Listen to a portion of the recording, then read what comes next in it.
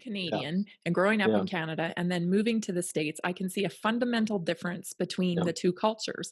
Yeah. In Canada, the government's there to help you, to Mhm. protect you, to make things run smoothly. In America, question the government. Yeah, exactly. They don't Yeah. trust anybody, and with rightfully so. I mean, it's like a very high percentage, like 61 or to 80% of people believe that Kennedy was assassinated by their government, Yeah. Yeah. and so like why would you just trust them? It is a very different idea, and America was founded on the principle that, just because you vote, just because 'cause you're part of a system doesn't mean you surrender your sovereignty. You can Right. withdraw at any point, and, whereas we in Canada, they come out of the British colonial system of, no, the ruler knows. It goes back to Roman law, really. The ruler knows what's best for you. He gives you rights, but he can take them away at any point. Whereas the U.S. Constitution says Congress will enact no law that violates these fundamental liberties. Right. You can pass laws, but they're unconstitutional and they can be Right. struck down in a court, right? You don't have that in Canada. You go along or you're in trouble, you know. Right. So I want to get into that. I want to get Yeah. into COVID with you and what you're doing with creating these common assemblies over there.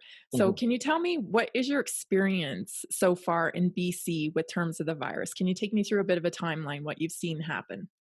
Well, of course, like everywhere, it started in March, Hmm. and it started in a very kind of low key way, saying, these measures we're going to look at. Like it wasn't just declared; it was done subtly, Yes. and yet distancing was brought in immediately.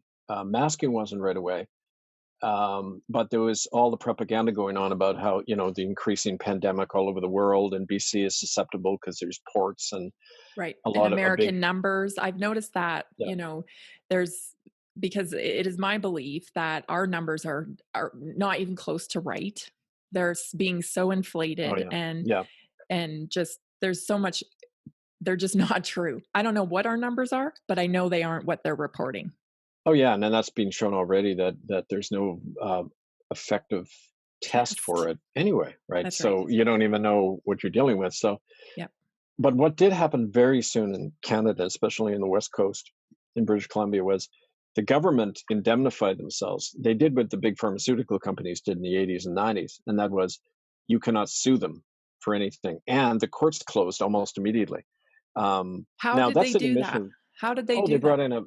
they brought in an act. Now it happened nationally. The Trudeau government closed down Parliament almost immediately, with Right. not even a 10% quorum. 32 members of Parliament out of 338 just shut it down.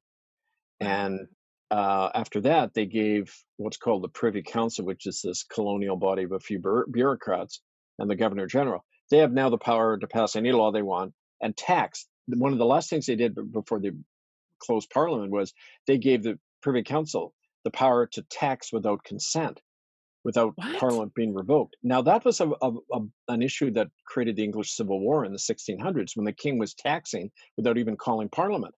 Yet here we go 400 and some odd years later, and they're doing it again. So How